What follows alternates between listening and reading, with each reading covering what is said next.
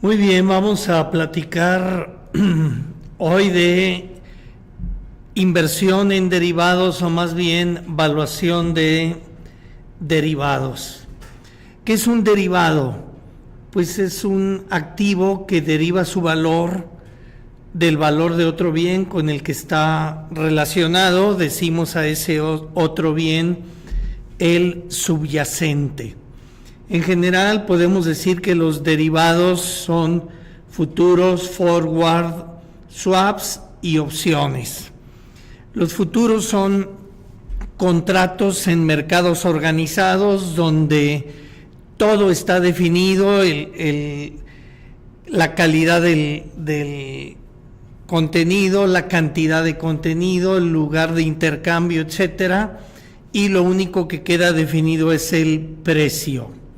Los forward es un arreglo entre dos partes o dos particulares, obviamente uno puede ser un banco, para intercambiar algo en el futuro. Swaps son una secuencia de forwards y opciones sería el otro derivado así genérico. Vamos a hablar hoy de los primeros tres: futuros, forward y swaps. Básicamente decimos en la fórmula que aparece aquí en la filmina, el valor de un futuro hoy es el valor spot hoy llevado a valor futuro. Para platicar esto vamos a verlo con un ejemplo. Supongamos que un activo hoy vale 100. La tasa libre de riesgo anual capitalizable continuamente es del 5%. Y existiera un contrato forward a 3 meses por ese activo a 105. ¿Qué significa? Que si el forward en el siguiente periodo es 105, pues tengo aquí los datos, el valor del activo hoy, la tasa libre de riesgo, sea activa o pasiva, no hay costos de transacción, el precio forward y el plazo. Alguien puede ganar sin arriesgar, es decir, podría hacer arbitraje. ¿Qué haría el que hace arbitraje? Solicita un préstamo hoy de 100, con ese préstamo invierte hoy en el activo 100, su inversión neta es 0. En 3 meses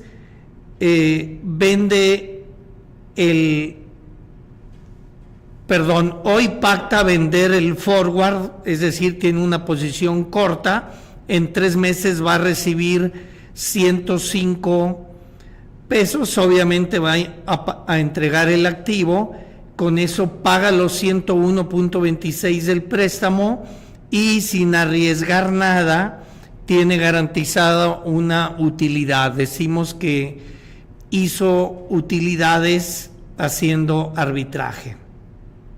¿Qué pasa si el forward estuviera en 100.5? Pues en lugar de pedir prestado, invierte los 100 pesos. ¿De dónde saca el dinero para invertir? Vende hoy el activo en corto, en 100 pesos, de ahí saca el dinero. En 3 meses, hoy mismo compra el forward largo, que en 3 meses lo compromete a pagar 100 pesos con 50 centavos. Paga recupera su inversión, paga el forward que se había comprometido y le sobra dinero. Debería haber un precio de equilibrio que elimine las posibilidades de arbitraje, y en finanzas le decimos valuación por arbitraje. El precio de equilibrio debería ser 100 llevado a valor futuro por tasa libre de exponencial de tasa libre de riesgo por plazo. Es el único precio al que no tendríamos oportunidad de hacer arbitraje, y ese es el modelo de evaluación por arbitraje. Aquí tengo una serie de datos del precio del oro, tanto el precio del contrato al mes siguiente como el precio del futuro del oro que expira el 26 de diciembre del 2019.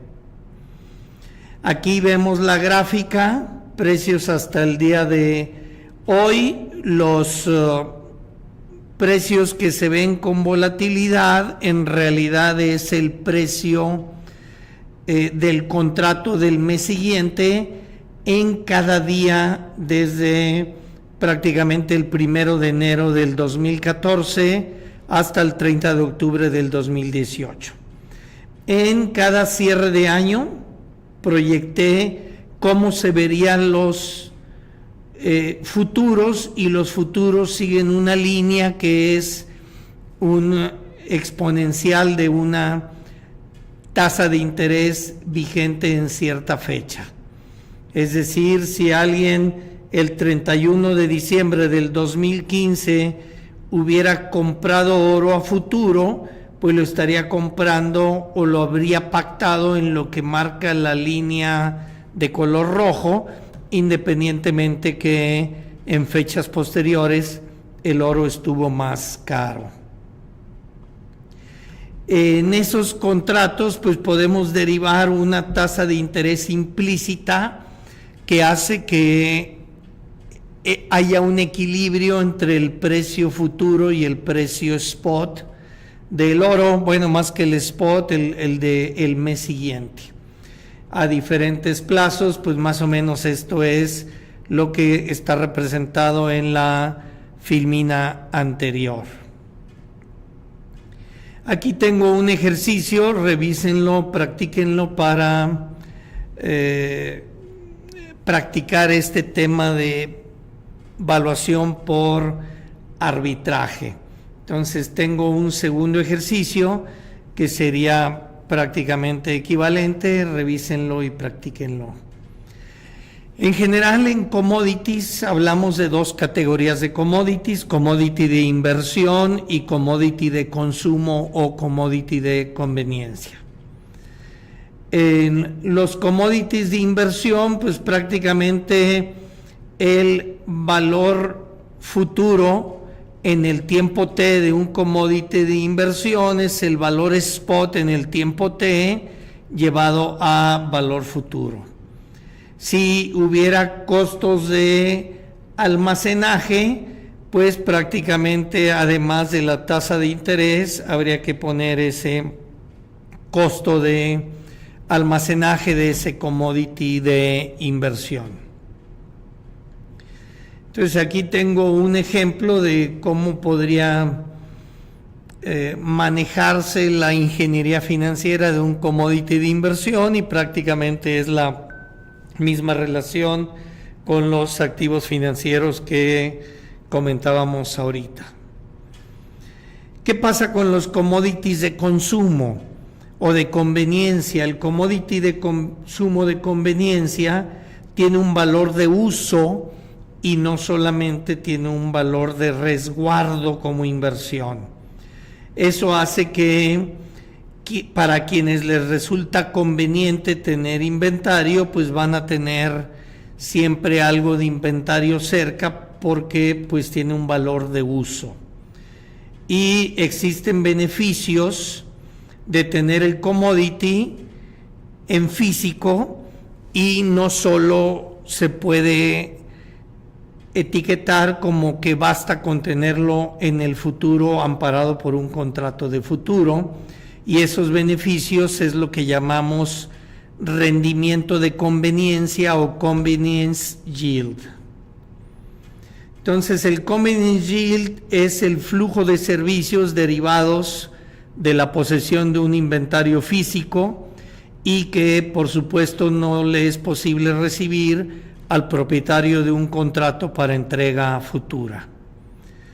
La ingeniería de commodity de inversión, pues diríamos, representamos el yield del convenience yield como una Y minúscula que aparece aquí. Tenemos el commodity de conveniencia, el cost of carry, que es la tasa de interés, el costo de almacén, y prácticamente tenemos que ajustar por convenience yield para hacer ingeniería de commodities de conveniencia. Obviamente en commodities de inversión suponemos que el convenience yield es 0, sin embargo para commodities de conveniencia pues hay un número que debe ser o puede ser igual o superior a 0. ¿Qué es un swap? Un swap es una secuencia de forwards. Hay varios tipos de swap, los más comunes son swap de tasa de interés, es decir, alguien está interesado en cambiar un flujo de efectivo de rendimientos o pagos a tasa fija a rendimientos o pagos a tasa flotante. Obviamente hay una parte que paga tasa fija y otra parte que se compromete a pagar tasa flotante. A la hora de hacer esto, pues podríamos transformar un pasivo, es decir, pagos a tasa fija a pagos en tasa flotante, o podríamos transformar un activo, cobros a tasa fija a cobros a tasa flotante. Le llamamos confirmación a todo el contrato legal del swap o FRA. ¿Y cómo evaluamos un swap? Pues simplemente es la diferencia entre el valor presente de los pagos fijos usando las tasas a los plazos apropiados de cada pago de cupón, por ejemplo, y es la diferencia con el valor presente de la tasa del bono flotante a la fecha del próximo cupón, suponiendo que el principal se paga por completo en el próximo cupón. Puede haber swap de divisas, donde también partes se comprometen a intercambiar divisas en los pagos, es decir, alguien puede tener una deuda en dólares y cambiarla por pagos en pesos, o al revés, alguien puede tener una deuda en pesos y cambiarla por pagos en dólares. Típicamente es tasa fija en una divisa por tasa fija en la otra divisa. Hay otros swaps, puede haber variaciones en el swap de tasa de interés o en el swap de divisa. Puede haber swaps de equity, en donde el rendimiento total que ganan acciones o índices, es decir, tanto dividendos como ganancia de capital, se intercambia por una tasa fija o por una tasa flotante. Puede haber swaps de commodities de volatilidad, o puede haber swap que incorporan opciones también. Pero pues los sencillos, digamos que es swaps de tasa de interés, plain vanilla y swap de divisas. Aquí dejamos la parte de swaps y forward y futuros.